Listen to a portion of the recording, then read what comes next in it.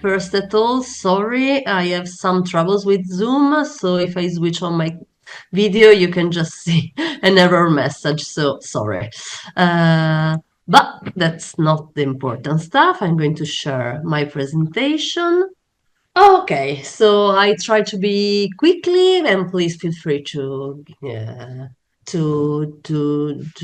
make some question if you have something in concrete you would like to ask. I joined the team of the European Association of the Via Francigena 5 years ago, and I'm very happy. I love my job. I'm in charge of the communication of all the Via Francigena, which is a large itinerary. Actually, it's a cultural itinerary of the Council of Europe. Last year, we celebrated our 30th anniversary of this very important label.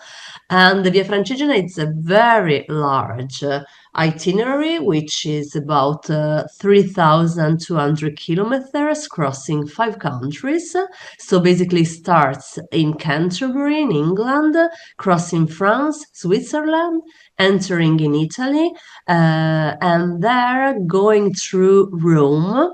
Well, the ancient pilgrims used to go to visit the Pope, but from since 2019, from Rome, the Via Francigena is extended till Santa Maria di Leuca. Can you see the very southern point of Italy, the very last point of Italy? Actually, it's called the Finibus Terre because the pilgrims thought that was the end of the world. So it's a very interesting and very big itinerary crossing part of Europe. All the itinerary is divided into 150 stages, which you can walk or going riding your bicycle if you prefer. And it's very interesting to see all the variety of all the itinerary. And it included more than 700 municipalities, and it's crossing 16 European regions all around the 5 countries I've mentioned. Oh, okay. Well, basically, our association was founded in 2001 uh, with the purpose of promoting the whole itinerary, so just not the Italian one. And our story is pretty old because apparently a bishop called Sigeric went by walking to visit the Pope, and coming back home from Rome to Canterbury, he decided to take note of all the stages. So thanks to this diary, which actually is still available to visit in Canterbury, in the Museum of Canterbury, we could understand which stages he was walking. And basically, this is the official itinerary of the Via Francigena. Also, there are, of course, some alternative paths. You can both, again, walk or ride by bicycle. Basically, our association is managing all the communication tools of the Via Francigena, so we are the main channels to promote all the itinerary, as we do manage the official website, which is viafrancigene.org, which is available in English, Italian, and French.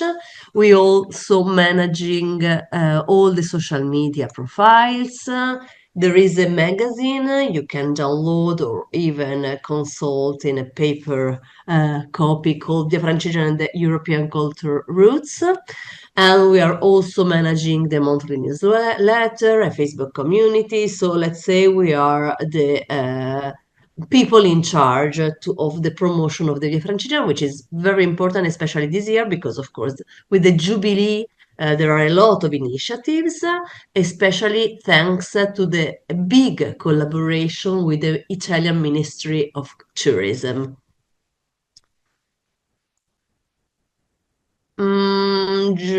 I would like to give you some interesting information. So basically, the Via Francigena is growing up very fast, and we have different target. So there are a lot of people walking Via Francigena, let's say over 55, but especially in the last couple of years, we recorded a lot of younger people, especially under 20 years old, as you can see in these infographics. So we are recording a lot of people from all around Europe before, but especially in 2024, there were a lot of pilgrims on the Via Francigena coming also from USA and UK, France, Italy, but also Korea, Canada. So there are a lot of nationalities in there, because this is a confirmation that Via Francigena is always more international. And the ages still are very important, especially for us, because there are a lot of growing percentage of people under 25 years old which decided to walk the Via Francigena for different reasons. Of course, there is a religious reason, especially this year because of the Jubilee, but in general, people decided to walk the Via Francigena because of the cultural heritage or just the main point of interest about tourism, gastronomic experience too, of course, especially crossing France and Italy. It's a very interesting experience, but it's because of the experience itself of being a pilgrim with all the consequences it has.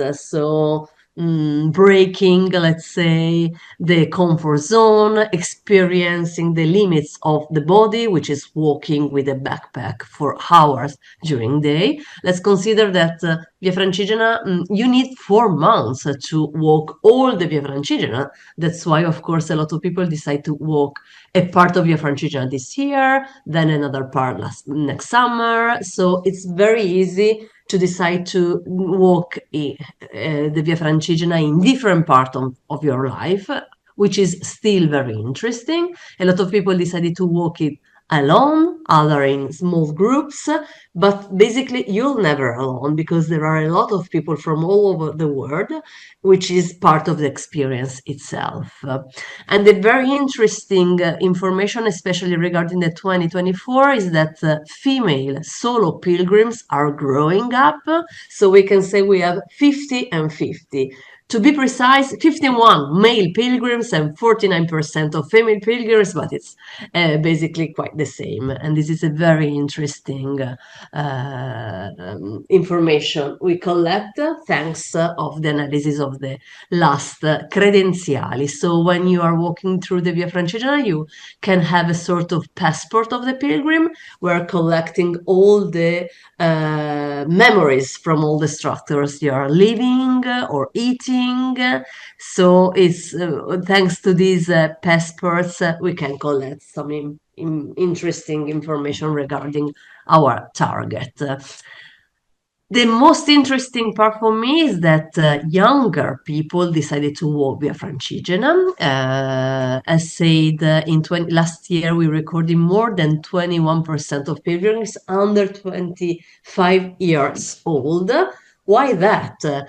Probably because social media and online platforms have made Via Francigena more visible, permitting young people to share their experience on their social media. So it's a sort of community of pilgrims talking to other pilgrims or future pilgrims, which is very interesting. Then we developed an application which is very completed and which is very useful, especially because of the maps. There are a lot of new infrastructures, so of course you can always sleep in beautiful hotel, but there are a lot of hostels, shared dorms, and structure where are very interesting, especially for younger people, for both cyclists and hikers, which make cheaper the experience and easygoing, even especially if you're walking by yourself and want to meet people and get experience of your trip. And of course, Via Francigena is a slow tourism, very slow tourism, because you're walking during kilometers. So it has a very important impact about the sustainability effect. So, of course, nature lovers seeking for authentical experience can experience the itinerary itself, respecting the environment.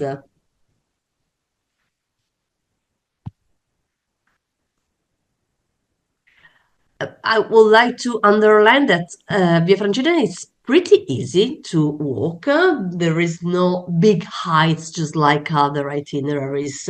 So basically, we also recorded a lot of families with people of parents with children. Last year, we interviewed a family who walked the whole Italian Via Francigena, which is more than 2,000 kilometers, with Bella, which was a very nice a lady of 5 years old. So it's, of course, you need some tips to do that because it can be quite challenging, but it's a very flat itinerary, crossing a lot of cities, big cities, just like Siena, Rome, just to say the most famous one, but especially small villages and town, which make the experience very authentical, especially if you want to discover art, nature, gastronomy, and everything. It's a very interesting itinerary and very flat and easygoing.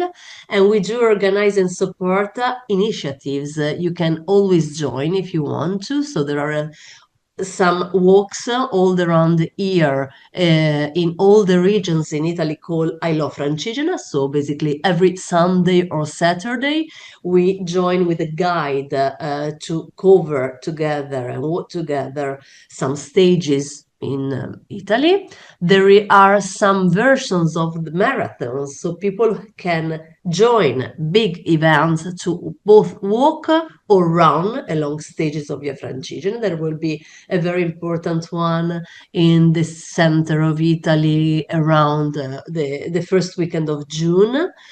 Then there is a very important festival entirely dedicated to Via Francigena called Via Francigena Festival. It will be in May in Fidenza, which is a small town near Parma in Emilia-Romagna region, where there will be presentation, marathons, and a lot of activities, all regarding, so 3 full immersion days, all regarding Via Francigena. And the other very interesting initiative, actually, right now, right in this moment, my colleagues are in Champly in France, with some schools, Italian schools, for the project Erasmus Young Pilgrims program, which is a very huge program. So these people will be walking during 3 days. Some stages of the French Via Francigena after have been walked and mapping some Italian stages so they can experience them, the differences, especially regarding the science and all the route itself. Apart of that, we do collaborate with some European projects which are especially focused on people under 40. So there are a lot of opportunities, even both for pilgrims and people who want to work in the slow tourism field. For instance, etc. in this moment, since 2024 and during the next 3 years, we'll be collaborating for Hike, which is a European project which just want to promote healthier lifestyle. Thanks to this project, I have the big luck to walk in some European paths. So, of course, in some parts of the Via Francigena in Italy, especially in Puglia, which is the very final part of the whole itinerary. But then I reached some colleagues of this project in Greece for the Via Egnatia around Edessa. And then I flew to Turkey because we were walking during 3 days along the Tolerance Way, which is a very interesting itinerary near Izmit. This is a very big European project project focused especially to young people who just don't consider to walk. So we want to promote outdoor activities, organizing different walks you can join for free, offering at the same time some cultural activity, visiting the main spots of the cities, kayaking, and doing some stuff regarding sports. This is actually an Erasmus sport program. At the same time, we are working even for the Detour project, which is a completely different project focused on the services, because when you are walking, you can be a pilgrim, but of course, pilgrim also needs services, just like hotels, of course, restaurants, but at the same time, somewhere to rent a bicycle or fix a bicycle or any kind of service you can collect to an itinerary means that there are companies and people working for that. So this project is not focused on pilgrims, but on services. So people who are provide services to pilgrims. It's a very interesting project, a completely B2B project. And we are both collaborating for Hike and the tour, and it's very interesting to work for a B2B and B2C project, very different, but for the same mission at the same time. What else? Well, okay, I don't want to enter very in detail about our mission, which is, of course, promoting Via Francigena, but especially the slow tourism, which is a very important sustainability approach in 2025. Our association was born in 2001. That means that in 2021 we were 20 years old and we celebrated how? Of course, walking all the Via Francigena, all the 3,200 kilometers from Canterbury to Santa Maria di Leuca, thanks to our social media manager, all the staff, but at the same time, ambassador, just like bloggers, influencer, and people. So every day we just publish on, in our social media that we were walking here and there, and people could just join us. So a lot of people, we met a lot of people along the way, local association, but at the same time, families, people, locals, which make a big experience on that road to Rome. And after that experience, we collected so many materials, of course, for pictures, videos. We published a docu-film. We produced so many materials, which now is a big archive for the Via Francigena, but especially it was a big way to celebrate a very important goal for us. As said before, there are a lot of itineraries which at the same time are cultural route of the Council of Europe. Our itinerary was defined and recognized cultural route of the Council of Europe in 1994. So last year we celebrate 30 years of this important recognition. And basically all the itineraries which are at the same time cultural routes are working for the same goals, such as promote the European identity, promote intercultural and dialogue, promote sustainability, cultural tourism. Our president defined the Via Francigena a network of people, idea, under the European flag. And for me, it's a great definition because especially there are peoples and ideas, which are very important. We are also collaborating with some institutional partners. Of course, there are some other local and technical partners, but we are also collaborating with these partners you can see. I can spend a lot of time talking about that, but I would prefer just to give you some information. Of course, you can reach me for anything, and if you want to follow us on social media, you have here all our profiles. You were mentioning that there were a lot more younger people, and generally that there were a lot of people walking it. Do you think that maybe the pandemic also had an impact on that, so that maybe young people or generally people wanted to walk more in nature, be able to disconnect and yeah, slow down, also maybe be more respectful of the environment? Or was this tendency already there a bit before or after? Definitely, the pandemic was a big opportunity for the slow tourism. We thought it was just a trend, but actually it was a trend, but it's still here with us.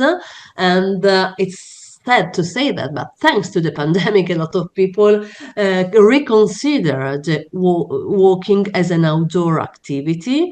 Especially in that month, of course, where people couldn't take a flight to go somewhere or travel in the same way, we discover our territories again. So we discover suddenly that in my region there is an itinerary, which probably I just ignore or just say, okay, it's my home, so I have all the time to discover it. So yeah, definitely there was a big percentage and big changes about the target regard after the 2021. And because of this target, I'm in charge of the communication of the Via Francigena. So I have to say that thanks to this change, we have to reconsider also our communication strategies. So of course, Facebook is no longer our unique channel to get in contact with our target. We did develop a lot of collaboration with Instagram influencers, which other kind of communities. We are also considering to open a TikTok channel. So of course, different target means different challenges, not only big opportunities, but at the same time, different and new challenges, which is very interesting. Yeah, I was just going through what Viola told us about the process of getting a cultural route like this one certified by the Council of Europe. So, considering that you've been certified for over 30 years now, what sort of added bonus you got after 30 years of being a recognized kind of route, knowing that, of course, Via Francigena doesn't need any presentation from that side because of course it's one of the most historical routes in Europe. So was there an added bonus, not just for the marketing side, I guess, to get more people joining in, but was it possible by joining the Council of Europe this way to reconnect with your inner vision and mission for you with the values of the European identity as well? Yeah, definitely, definitely. Via Francigena itself is a network because it's connecting the very different countries. But after this recognition, we had the opportunity to join other networks, so get in contact with other regions, companies, countries, realities, and exchange best practices, which is for me the most important part. So, of course, the recognition itself is a very important goal, but learn every day from other colleagues from all around the world. Thanks to of these exchanges of idea, I think is definitely the most interesting part for us. Apart, of course, of the marketing and all the important relevance of the recognition itself. Especially, and I'm thinking especially to the not geographical part, famous part of the Via Francigena, because of course, talking about Via Francigena, all the world can say, okay, Siena and Rome, that's it. But thanks to of this new network, now we have all these small towns, let's say, at the same level. They are all important to contributing to define this European identity. So even the smaller town are have a big bust, and now all even the local economy have been encouraging thanks to these new targets and new visitors.